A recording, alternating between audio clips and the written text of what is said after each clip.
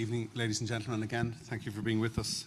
This evening we are reporting an additional 365 new cases of Covid-19 diagnosed in Ireland in the last 24 hours, bringing our total number confirmed in Ireland to 6,074. There have been an additional 25 deaths that we're reporting to you, bringing our total number of deaths to 235. These additional deaths are 10 females and 15 males.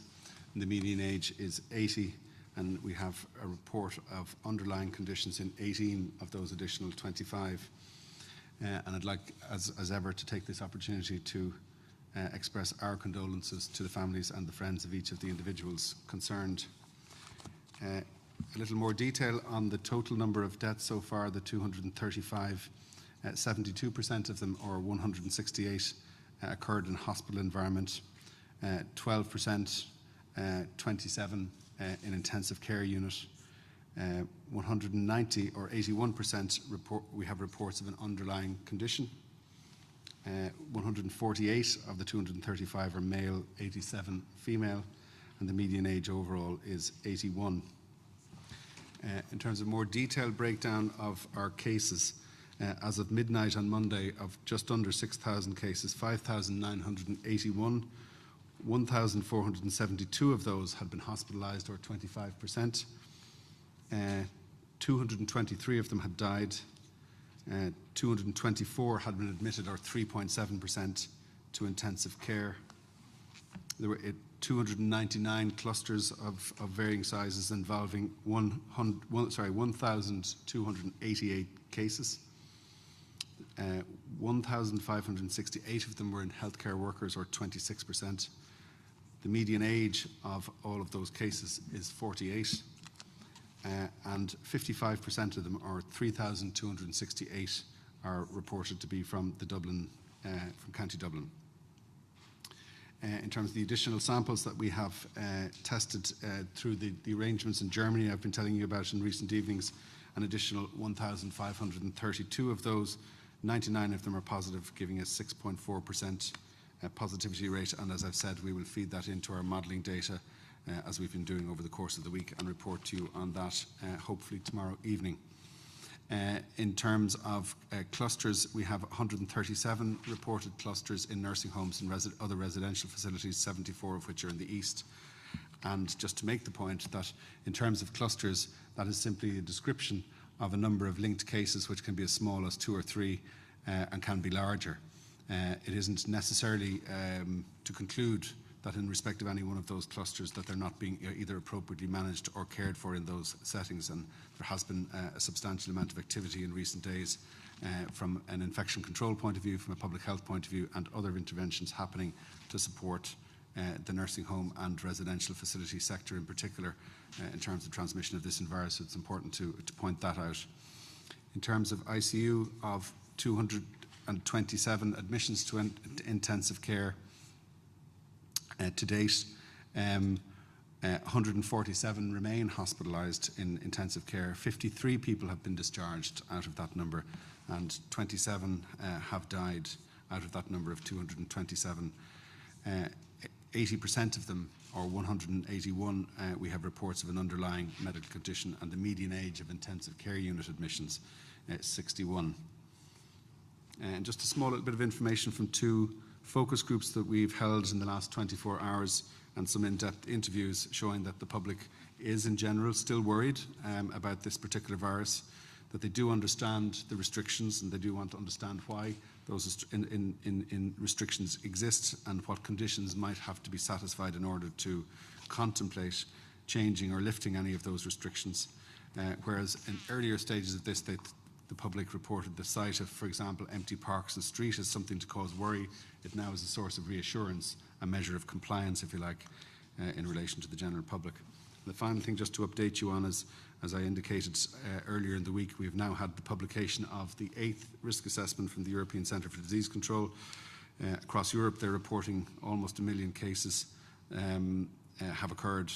At hospitalisation rate across Europe, there will be a big range in this, of course, of 32%, and an intensive care admission unit of in and around 9%, and that will be subject to variation between countries. So I'm going to stop at that point and happy to take any questions that you might have. Sarah. Yeah, Zara King, Virgin Media News. Tony, we've been speaking today to consultants in emergency medicine, particularly in Dublin, and they've been telling us about how Beaumont, the Mater and Connolly Hospital are all more or less at full capacity in their intensive care units. They're looking for alternative arrangements on site to treat patients. And they're saying to us, obviously they're projecting sort of 7 to 10 days ahead, because anyone who's out and about today or tomorrow will become infected and will need treatment at that point. Is it fair to say that we cannot afford to take on any more serious cases of COVID in these hospitals over the next 7 to 10 days, that they're at full capacity? I'm going to ask Liam Woods to come in on the hospital capacity in a moment, but it's absolutely fair to say that we need people to keep working with us with these measures. The measures that are in place need to stay in place. We've been continuing to monitor the course of this disease over the week, as we said we would, and while we've seen improvement in terms of the rate of growth, in terms of the numbers of new cases, admissions to ICU and so on, we haven't seen enough improvement. And we need to continue to see the public working with us with the restrictions that are in place to and through the bank holiday weekend. I might come to... Maybe just on the capacity within the hospitals, both nationally and the ones you refer to. So, and you might have heard a media report this morning relating to the matter. So all hospitals have a plan to surge their ICU capacity. So what you're hearing at the moment is that the ICU, which was the baseline ICU numbers, which nationally, I think we're on memory, are 312, in those particular sites are now full. They also have plans to surge that capacity, so to move into high dependency units, to move into other areas where they can provide high intensity care. And arrangements have been made and are still ongoing around additional staff training and indeed access to ventilators for that. So those hospitals can still receive patients and are still doing so, but they are reflecting a surge in demand, which you're rightly picking up. And I suppose just in some positive news, we saw in the last 24 hours an internal note sent to doctors that 9 confirmed COVID cases were discharged from ICU in the last 24 hours.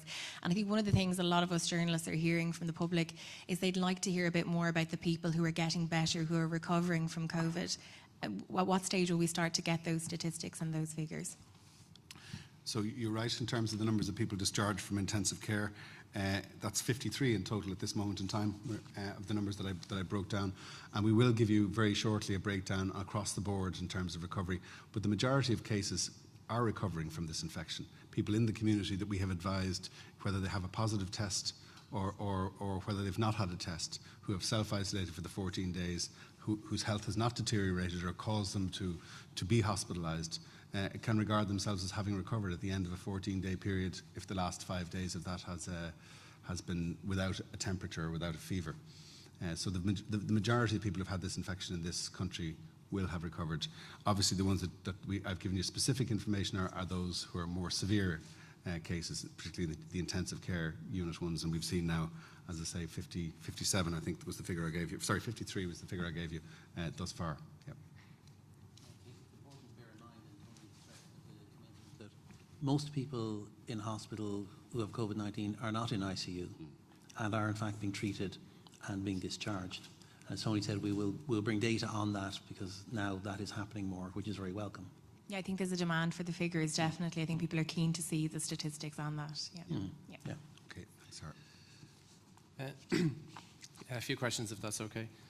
First of all, I wanted to talk about contact tracing. Sure. So it's emerged now in the last 2 days that the system has changed slightly as regards how people were supposed to be receiving negative results. It's now coming from GPs, except many GPs have been getting positive results, communicating that to the patients, and then the patients have heard it for the first time. The implication of that being that contact tracing wasn't being instigated. I was wondering if you could give some clarity as to that situation, as to how it might be happening and how it might be resolved, and if it poses any major issue to contact tracing in general. So start off with that, if that's okay. So there is, across all parts of the system, as we've said before, sampling, testing, contact tracing capacity, we need to have a capacity in place that allows us to do both real-time testing and real-time contact tracing. There has been strain on some of those parts of the system. There is strain on the system at the moment because the public health doctors who are involved in that contact tracing work are correctly prioritising the outbreaks and clusters that occur in nursing home environments and what we call the more complex cases for contact tracing, which are those that involve those clusters in nursing home and other environments, and those that involve healthcare workers. The important message for individuals, if they have had a test, is not wait for confirmation of that test, to not wait for contact from a contact tracing team, to assume, as we've said all along, that this is a diagnosis of COVID-19 until told otherwise, and to continue isolation for 14 days and to restrict the movements of household contacts as though this were. That is the right public health measure for people to follow. They don't need a contact tracing team or a confirmed test to tell them that is the right advice for them to follow, and that's what we want them to do. We want to focus now on, and there has been a growth in the contact tracing capacity. We have a large number of people involved in various stages of the process, from a number of organisations and sectors that are helping with that contact tracing process, helping to expand the capacity of the various stages in the chain of contact tracing, to get us into a situation whereby we can have real-time contact tracing turnaround. But it may well be the case that not every contact tracing episode that happens within the ideal 24-hour. There is a prioritisation of that by the public health doctors as things stand. Could you give I know once a week we're hearing about how many tests are being conducted. Can you give a figure on the number of people who are waiting to be tested and the number of people who are waiting to have test results processed? Now, I mentioned before that I know people who've been waiting 16 days and upwards. I don't actually know anybody who's gotten a test result yet. I know some people must be, because there's high-profile people who have had diagnoses. But can you give a figure on how many people are waiting to be tested and how many people are waiting for those results to be processed? So we know that the testing capacity now is greater, if you like, than the demand that we have available. So there shouldn't be now for people in real time a hold up in terms of the testing capacity, and that's the important thing, and the important thing for us to look at. Some of the tests that we would have, the samples that would have been taken, or the referrals for tests that we would have wanted to happen, didn't happen in the timely way that we would have wanted, and we know that we've been straight up about that. And without giving you a number on that, some of them then relate to periods of time that are more than 10 days old. From the point of view of an individual, the public health advice is still the same.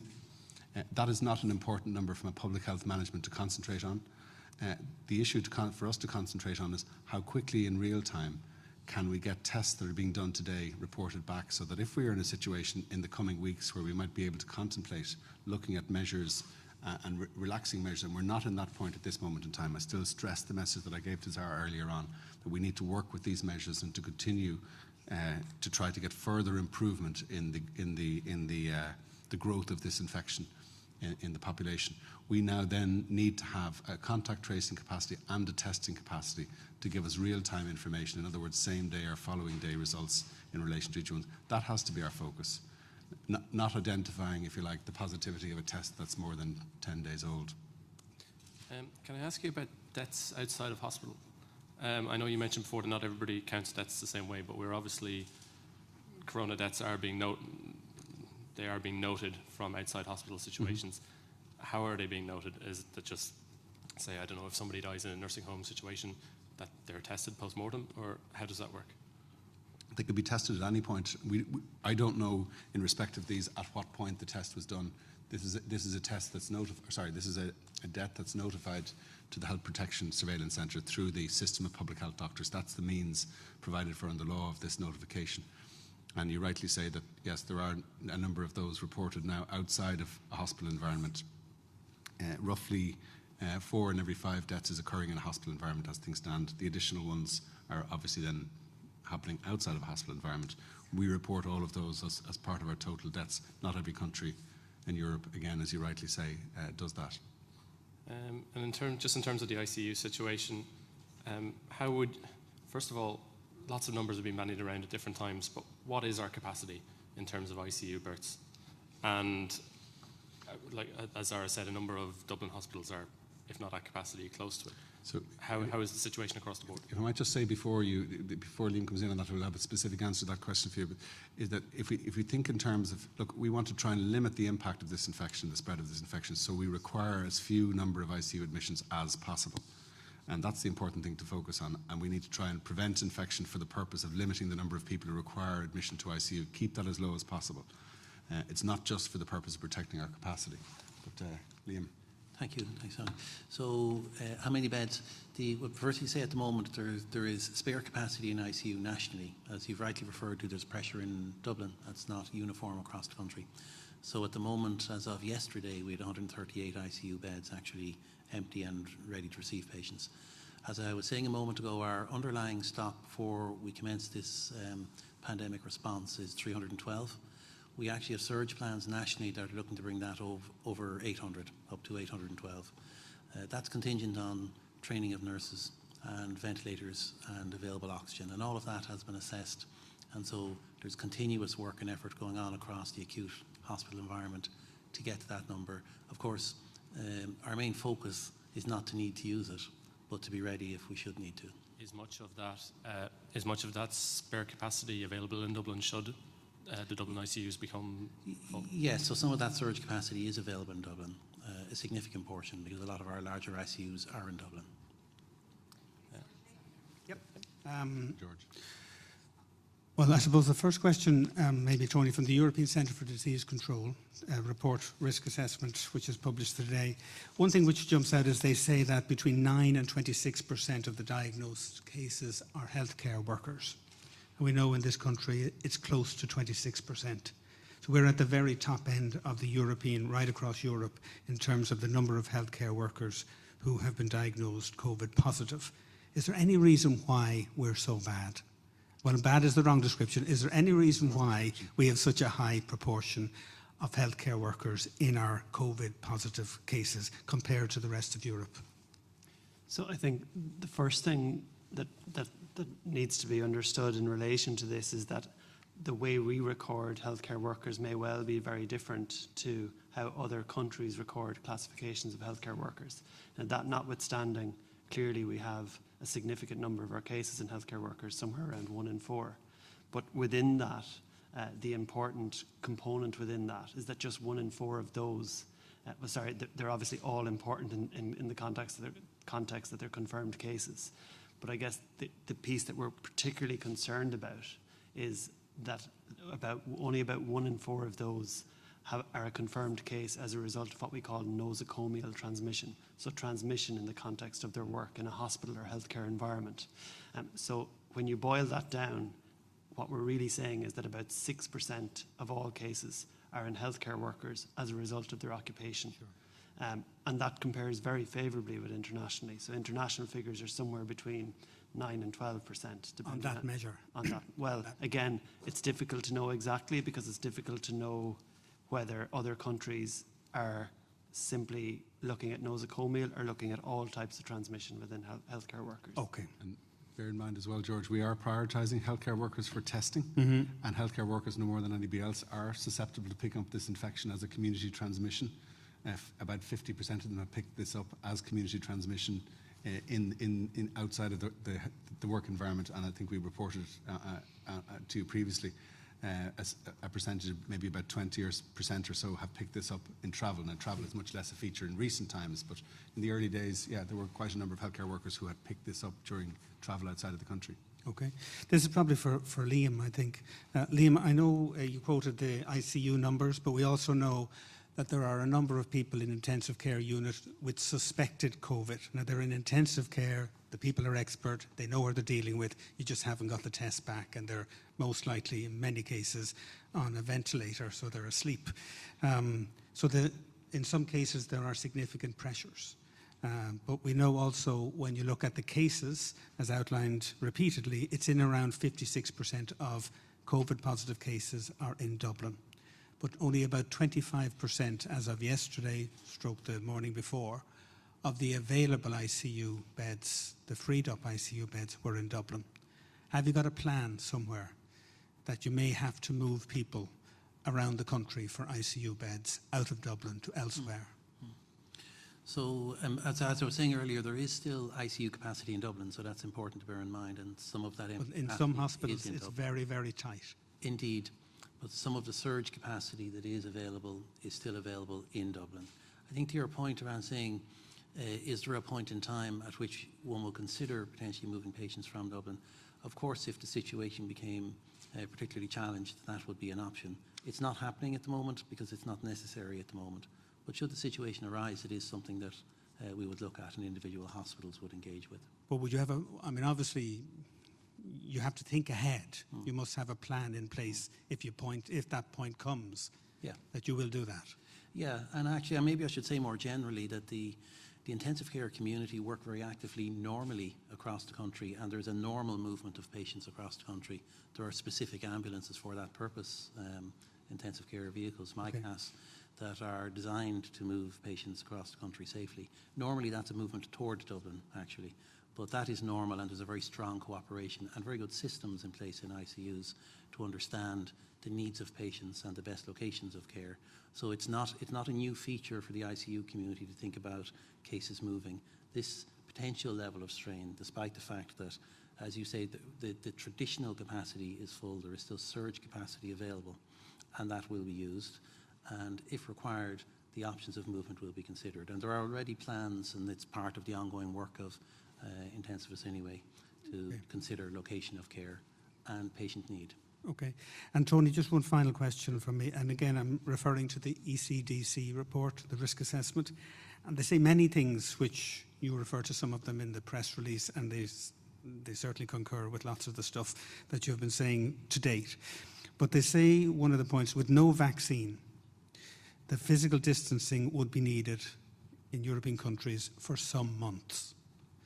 And I'm just wondering whether or not that is a kind of point at which maybe you could say to people or tell people how long maybe to expect the conditions that we're in at the moment in terms of restrictions. I know we keep reviewing them and they're under review, and you have explained on testing that you need to have certain systems in place and so on.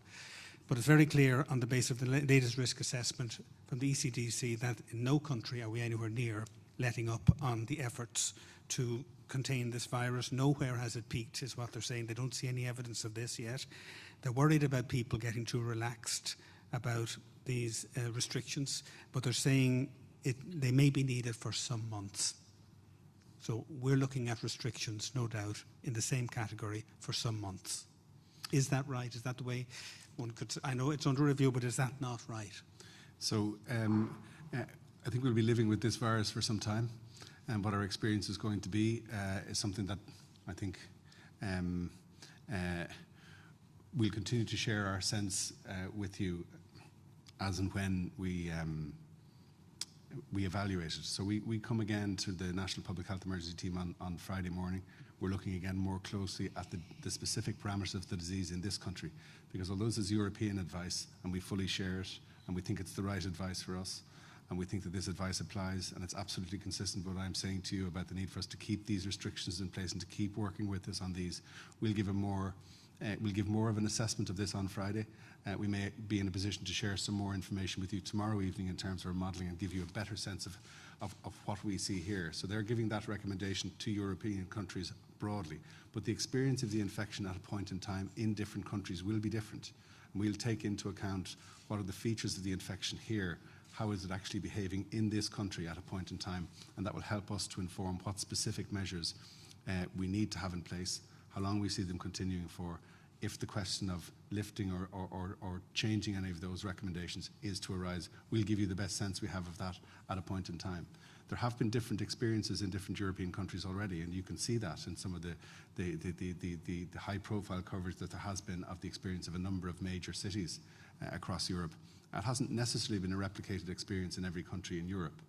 And so while this advice is right in terms of, broadly speaking, the restrictions that are in place in Europe and the desire at the ECDC level to see Europe moving as a coherent and consistent community across its response to these experiences with this disease.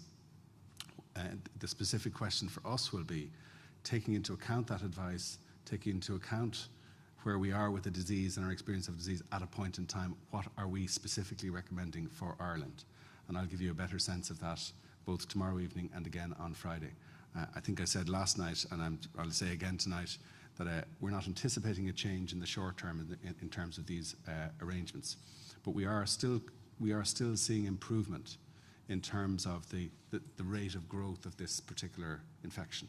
So whereas it was at 33% at the very start, before any measures were put in place to help to suppress the growth and to flatten the wave, we have flattened the wave significantly.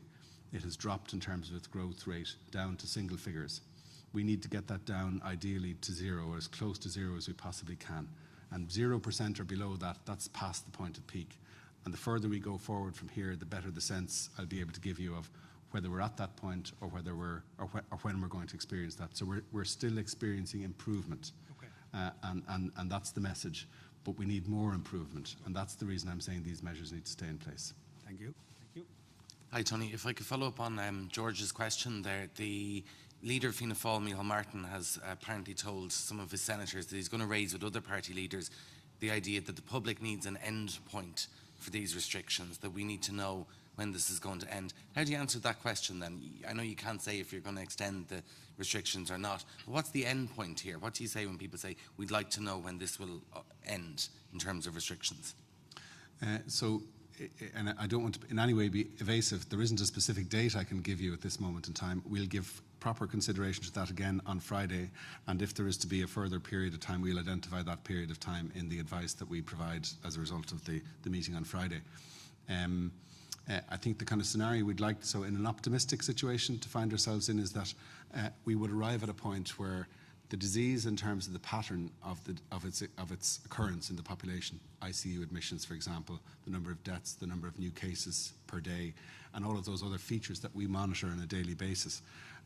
If we get those to a level where we feel it's, I kind of loosely described it yesterday as the disease behaving itself in the way that we would like it to, and that we have also got the measures in place to ensure that we absolutely have rapid turnaround in terms of testing, in terms of contact tracing, in terms of sampling, and all of those other measures that we absolutely need to have in place. In that situation, we could contemplate changing some of the measures that exist. But the reason for that set of measures that we would have to have in place from a testing point of view is, in the event that we changed or removed some of the measures and the disease started to increase again, we would have to be in a position to detect that very, very quickly and respond very, very quickly. And I think a not unlikely scenario is, and it's been described in both literature and in country responses across the world, is a scenario whereby measures are in place until the disease gets back below a certain threshold and relaxation happens, and if there is an increase, that the restrictions might have to be tightened again, and that's a scenario that could go on for a period of time. And obviously the world is looking at more long-term solutions where we do have a vaccine. We're not close to a point of having a vaccine at this point in time, and that maybe measures like that would have to exist until we got to that point.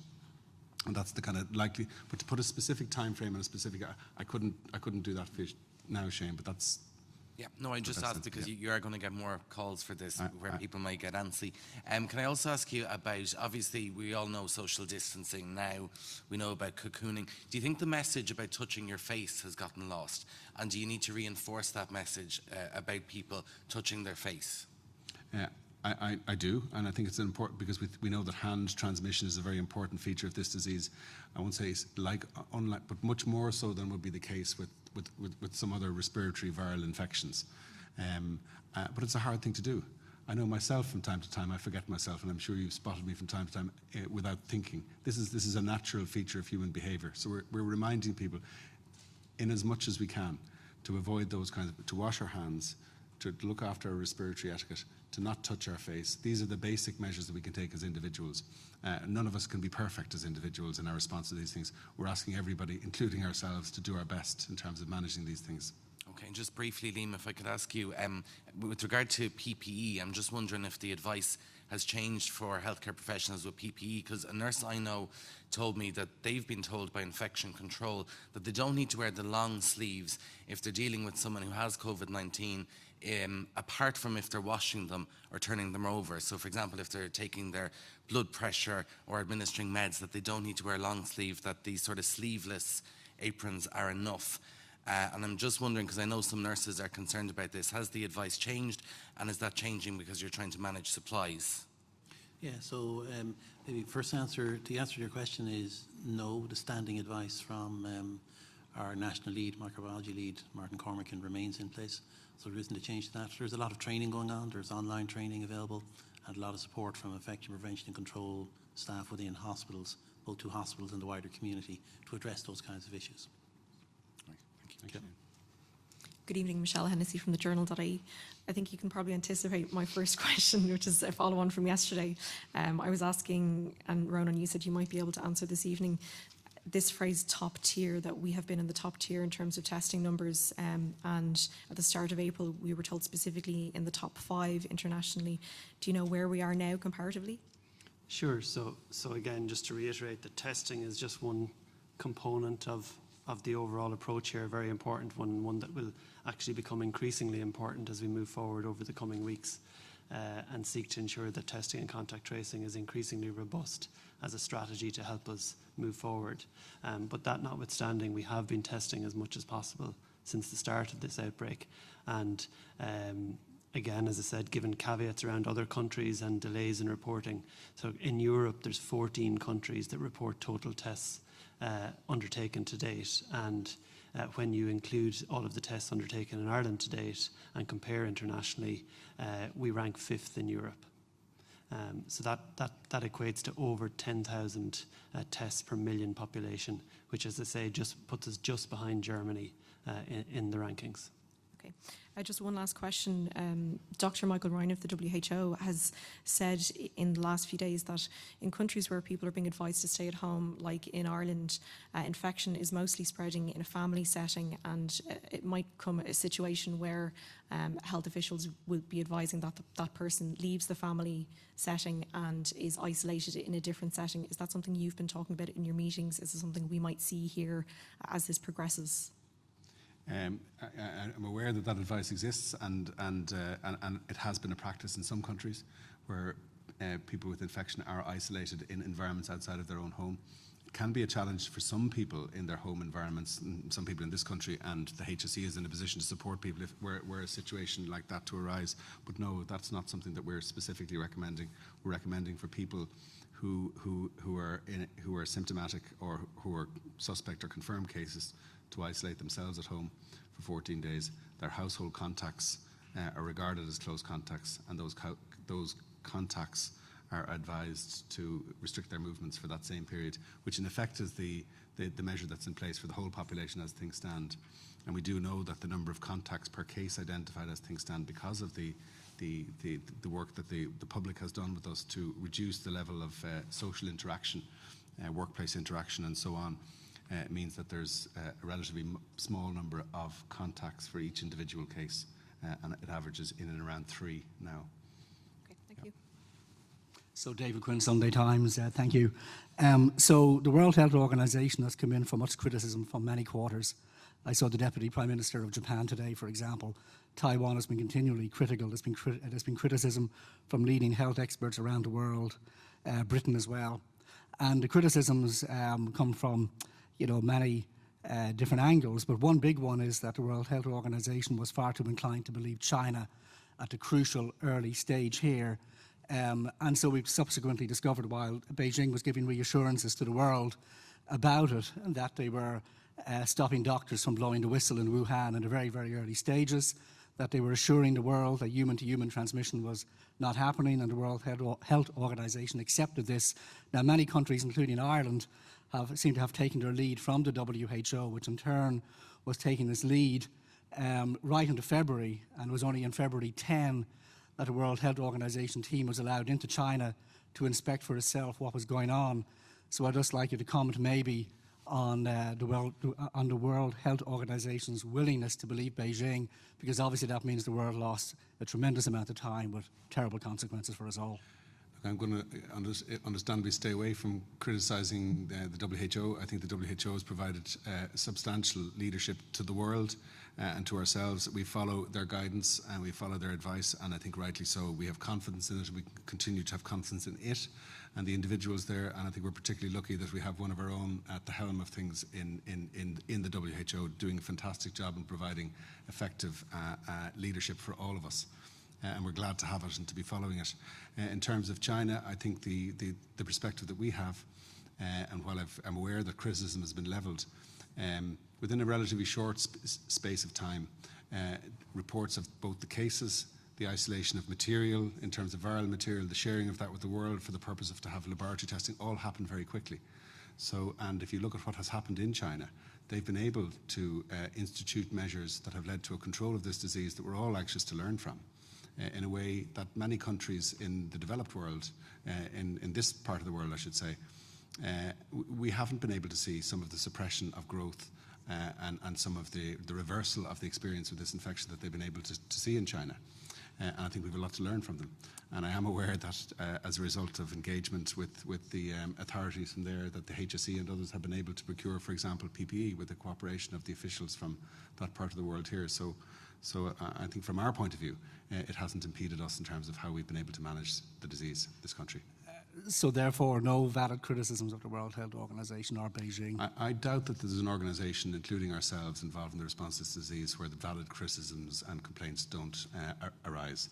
And there will be a time of reckoning for all of that, David, when this is over. None of us professes perfection, and I'm quite sure the WHO doesn't either. I think in the context of what we have here, a very significant pandemic, a new virus with a very different profile of infection and impact of something like flu, that the world is hugely challenged with in the absence of vaccines, in the absence of drugs, and in the absence of background immunity.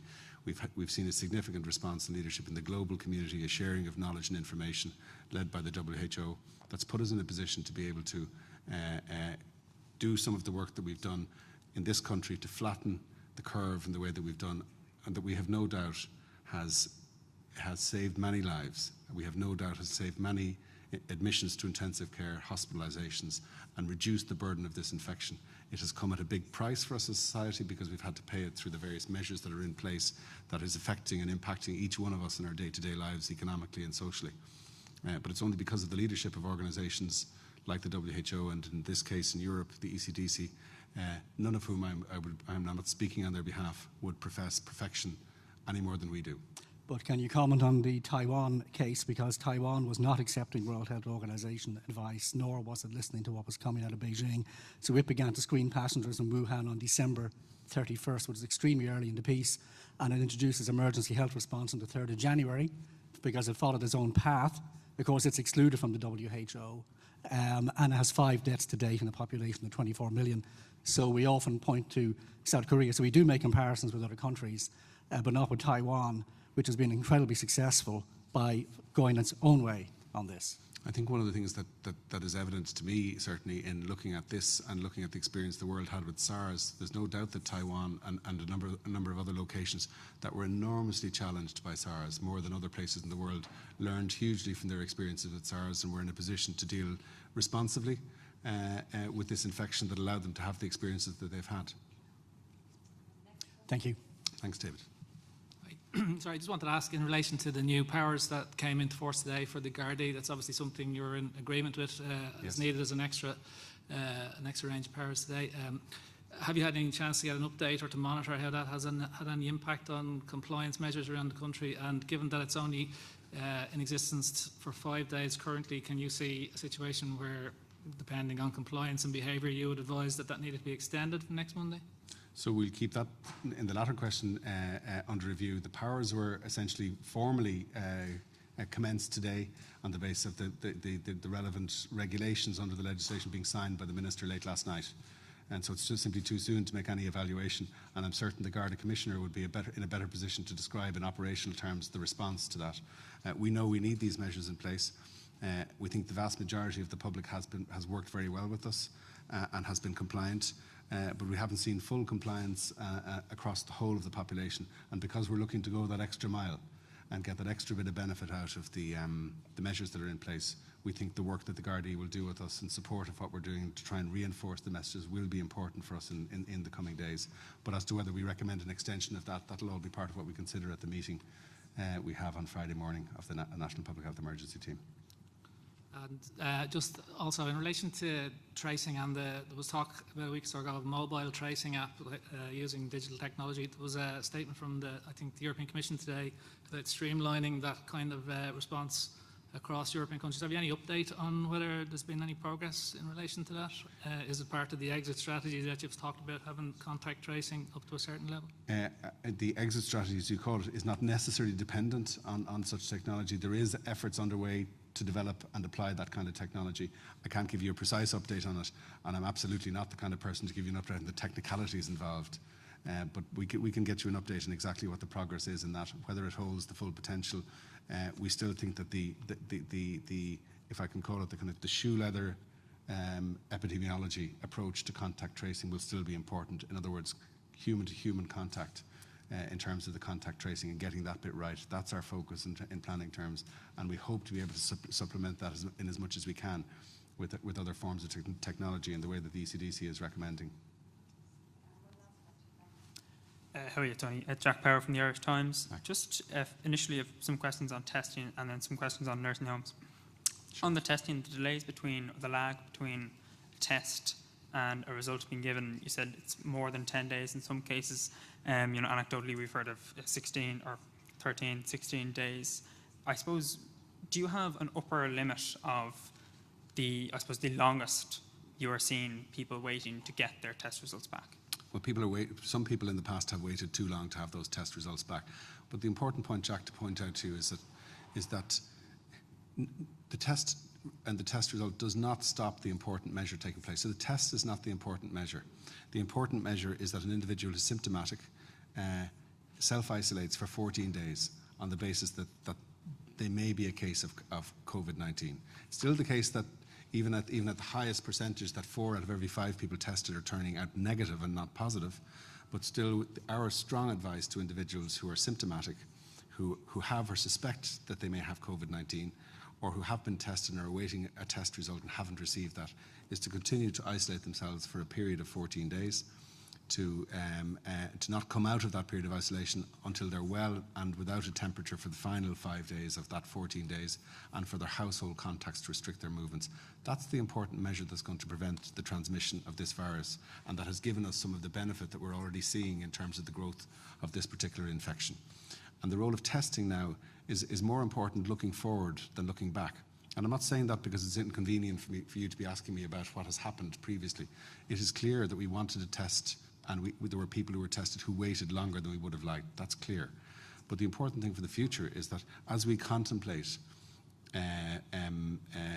the path of this disease, as we see the improvement, if we get to a point of improvement with this disease where we think that lifting or changing some of the restrictions that are in place, it will be really important that we have a testing capacity that allows us to have a same day or next day result of that test in all circumstances. And until and unless we have that testing capacity in place, we won't have the kind of responsiveness that we know we need. And so that's the focus in terms of, and so a lot of work is now happening between the HSE and a number of other organisations to rapidly grow the testing capacity, to push us up to the kinds of numbers that we're going to need to give us that kind of turnaround time that we know we need in terms of our testing capacity. We're already very high in terms of Europe, as Ronan has previously outlined, one of the top countries in terms of tests per million in comparison to other countries across Europe. But we have the ambition to grow it higher, because we want to follow the advice of the WHO, as I said earlier on in response to David Quinn's question. And we know we need to continue to grow that capacity. And I suppose, taking that, a lot of doctors in kind of the ICU, or people who are, I suppose, bracing themselves for the kind of coming surge, they'd be saying that if there's a 10 to 11 to 13 day lag between the current figures we have now in terms of the figures we're getting here every evening, and essentially there's a 10-day lag between them, I suppose, what would you say to the criticism that we can't really manage this virus if we can't accurately detect it, in terms of if we have significant waiting times for tests? So the important management, as I say, in terms of the community cases of this one, is that the self-isolation, as I've described to you, that's the important measure for management. For an individual who becomes unwell, or an individual who's concerned about their health, the obvious thing for that individual to do is to contact their GP. If a GP believes they need to be hospitalised or referred to hospital for assessment, then that will happen. People have been admitted to hospital, and in those situations, the priority for testing is such that they will be tested as a priority. And we have the capacity to test people in hospital environments as a priority, and they will not be waiting for the time periods that you're talking about. Mm-hmm. In relation to nursing homes, which is obviously another... In the hospital environment, they're doing same-day testing, and many hospitals now have the equipment to do that. In relation to nursing homes, I wonder, would you be able to say how many COVID-19 cases are specifically related to nursing homes, and then how many COVID-related deaths are related to nursing homes? I don't have that information with me at the moment. I've given you the total number of clusters. I can give you that information tomorrow evening, no problem. We do have it, I just don't have it with me at the moment. And in relation to, I think Nursing Home Ireland also put out the results of a kind of an internal survey they did this evening, which kind of, I think it said 44% of the nursing homes that got back said they were seeing delays of 10 days between tests. Given nursing homes are one of the key parts of this puzzle now, are those times kind of simply too high if we're trying to firefight this? So we want to see tests in those environments being turned around in the same time period as I mentioned earlier on, and that's what the focus in terms of growing testing capacity is. I now believe that the testing turnaround, because these will also be prioritised, are seeing those being turned around in much shorter periods of time.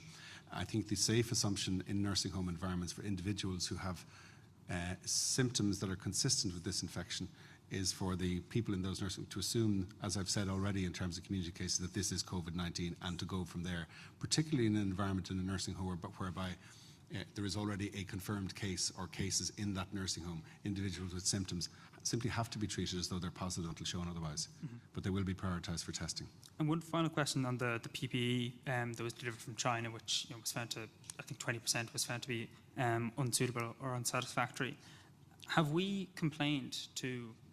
basically raised a complaint over that, or what's been our response? So maybe I'll take that. We've an ongoing relationship with the supplier in China, because as you're aware, it's a large contract. So our own procurement function would be in regular communication with that contractor and would be looking to rectify any issues that arise. And have we got a response? I'm not party to the communication directly, but there would definitely be one there.